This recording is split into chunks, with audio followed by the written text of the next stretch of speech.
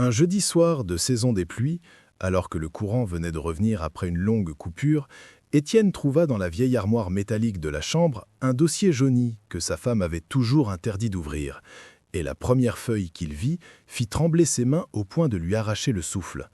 Un acte de naissance au nom d'une petite fille inconnue, daté de 20 ans plus tôt, avec l'écriture de Clarisse au bas du document. Il relut 3 fois le prénom, puis la date, puis la signature, comme si ses yeux refusaient d'accepter ce qu'il voyait. Pendant 20 ans de mariage, Clarisse lui avait tout raconté, du moins c'est ce qu'il croyait. Ses peurs, ses rêves, ses deuils, ses colères silencieuses, et pourtant ce papier, froid et ancien, venait de lui apprendre en quelques secondes qu'un pan entier de sa vie lui avait été caché depuis le début. Étienne n'était pas un homme à élever la voix sans raison. À 52 ans, directeur d'une petite quincaillerie à Porto-Novo, respecté dans son quartier, toujours tiré à 4 épingles même les jours de fatigue, il avait bâti sa réputation sur la patience et la dignité. Ceux qui le connaissaient disaient de lui qu'il était incapable de soupçonner le mal chez les autres, surtout chez celle qu'il appelait encore, avec la tendresse des premiers jours, la lumière de la maison. Clarisse, elle, était l'âme douce du foyer, ancienne couturière devenue vendeuse de pagnes, connue pour sa discrétion et son sourire réservé. Ensemble, ils avaient traversé les années avec cette élégance modeste des couples qui ne s'exposent pas, mais que tout le monde croit solides. Mariés depuis 20 ans, ils n'avaient jamais eu d'enfant, et cette absence, longtemps douloureuse, était devenue avec le temps un silence apprivoisé. Devant les autres, ils souriaient quand on leur disait que Dieu faisait chaque chose en son temps. Entre eux, ils avaient cessé d'en parler pour ne plus rouvrir une blessure devenue trop familière. Pourtant, ce soir-là, dans la pénombre traversée par la lumière vacillante de l'ampoule, Étienne découvrait qu'au moment même où ils disaient lutter ensemble contre le vide, Clarisse semblait avoir porté seule un secret plus lourd que toutes leurs années de patience. Il entendit le portail grincer dehors. Elle revenait du marché. Son premier réflexe fut de remettre le document à sa place, de faire comme s'il n'avait rien vu, comme si son cœur n'était pas en train de cogner contre sa poitrine, comme un homme enfermé cherchant une sortie. Mais ses doigts restèrent figés.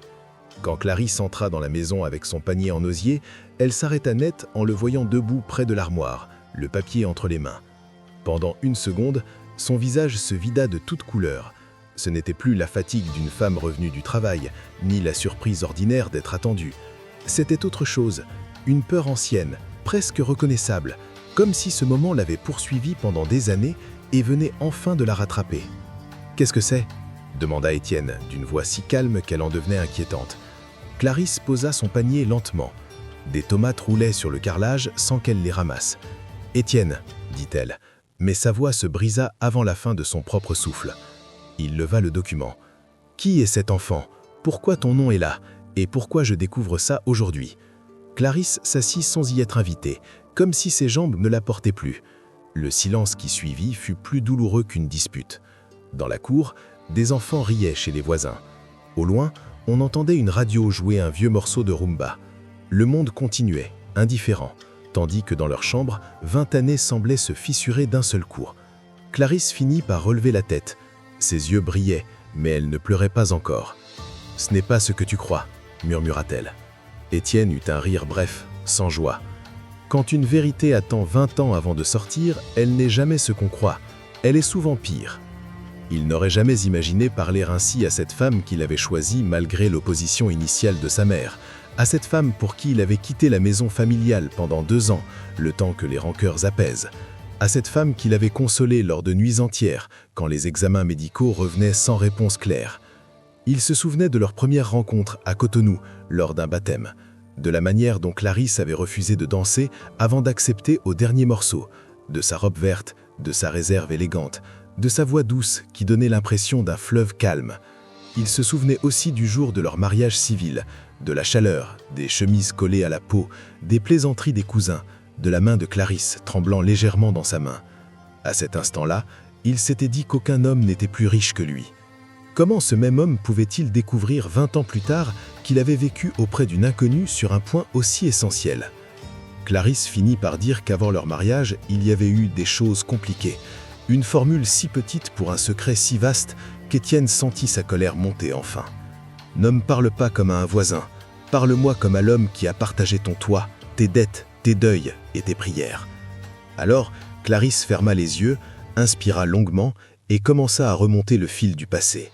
Elle parla d'une époque où elle vivait encore chez sa tante à Abomey, d'un amour de jeunesse qu'elle croyait sérieux, d'une promesse qui s'était évaporée quand les difficultés étaient arrivées. Elle ne donna pas encore tous les détails, comme si chaque mot devait franchir une barrière invisible. Étienne l'écoutait, raide, incapable de s'asseoir. Elle parla d'une grossesse cachée, d'une honte imposée par la famille, des murmures, des décisions prises par d'autres en son nom. À mesure qu'elle parlait, le visage d'Étienne changeait, non pas parce qu'il comprenait tout, mais parce qu'il comprenait déjà assez pour sentir que leur histoire n'avait jamais commencé là où il le croyait. Le mariage, les années de silence, les consultations médicales, les prières pour un enfant, tout semblait soudain traversé par une autre vérité. Quand il lui demanda où était cet enfant aujourd'hui, Clarisse ne répondit pas tout de suite. Elle se leva, marcha jusqu'à la fenêtre, regarda la cour comme si la réponse se trouvait dehors, parmi les ombres. Puis elle dit d'une voix presque invisible « Cette fille n'est jamais vraiment sortie de cette maison. » Étienne sentit le sol se dérober sous lui. Ses yeux se posèrent instinctivement sur une photo accrochée au mur du salon, visible à l'embrasure de la porte. Une photo prise lors du dernier Nouvel An, où eux deux souriaient aux côtés de Solange, leur nièce venue chez eux à l'âge de 6 ans, celle qu'ils avaient élevée, protégée, envoyée à l'université, celle qui les appelait tonton et tata depuis toujours. Clarisse tourna finalement la tête vers lui, et dans ce regard dévasté, Étienne lut l'aveu avant même qu'elle ouvre la bouche, tandis que dehors, le portail grinçait de nouveau pour annoncer justement l'arrivée de Solange. Le bruit du portail résonna comme un écho brutal à la révélation suspendue dans l'air, et lorsque Solange entra dans la cour avec son sac sur l'épaule, saluant d'une voix joyeuse sans encore comprendre ce qui se jouait à l'intérieur, Étienne sentit son cœur se serrer d'une manière qu'il n'avait jamais connue, comme si 20 années venaient de s'effondrer en silence autour de lui.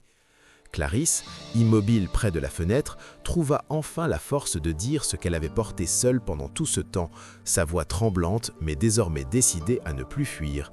Solange n'était pas seulement leur nièce, elle était sa fille, née dans la honte et le rejet, confiée à sa propre sœur pour éviter le regard dur du village, puis ramenée des années plus tard sous le prétexte d'une aide familiale pour rester près d'elle sans jamais pouvoir dire la vérité. Chaque mot frappait Étienne comme une vague, non pas de colère immédiate, mais d'un mélange violent de trahison, de confusion et de tristesse profonde, car tout prenait soudain un sens différent. Les silences de Clarisse, sa manière de protéger Solange avec une intensité particulière, ses regards parfois perdus lorsqu'on parlait d'enfants. Il se laissa tomber sur une chaise, incapable de soutenir plus longtemps le poids de ce qu'il venait d'entendre, tandis que Clarisse continuait, expliquant qu'elle avait eu peur de tout perdre, peur qu'Étienne refuse de l'épouser s'il connaissait la vérité, peur de raviver des blessures anciennes, peur surtout de détruire l'équilibre fragile qu'ils avaient construit. Pendant toutes ces années, elle avait choisi le silence, pensant protéger leur amour, sans comprendre que ce même silence allait finir par le briser. Étienne resta longtemps sans parler, regardant ses mains comme si elles pouvaient lui donner une réponse, puis releva lentement la tête vers Clarisse, ses yeux remplis d'une douleur sincère, mais aussi d'une lucidité nouvelle. « Ce n'est pas l'enfant qui me fait mal, » dit-il finalement d'une voix basse, « c'est le fait d'avoir vécu dans un mensonge pendant 20 ans. » À cet instant, Solange entra dans le salon, son sourire s'effaçant immédiatement face au silence pesant et au regard chargé d'émotion, comprenant sans explication que quelque chose d'important venait de se briser. Clarisse la regarda, les larmes coulant enfin sans retenue, et dans ce regard, il n'y avait plus de secret, seulement une vérité trop longtemps retenue. Le temps sembla suspendu quelques secondes, jusqu'à ce qu'Étienne se lève lentement, avançant vers Solange avec hésitation, comme s'il redécouvrait une personne qu'il croyait connaître depuis toujours, et dans un geste simple mais lourd de sens, il posa sa main sur son épaule.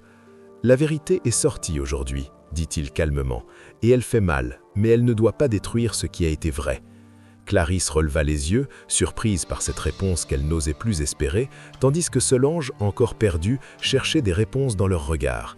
Étienne inspira profondément, conscient que rien ne serait plus jamais comme avant, mais aussi que certaines vérités, même tardives, pouvaient ouvrir un nouveau chemin. Ce soir-là, dans cette maison où un secret avait vécu 20 ans dans l'ombre, une autre histoire commençait, fragile, incertaine, mais enfin basée sur la vérité. Si cette histoire t'a touché, alors abonne-toi maintenant pour ne jamais manquer les prochaines révélations. et surtout partage cette vidéo à quelqu'un qui doit entendre cette histoire aujourd'hui.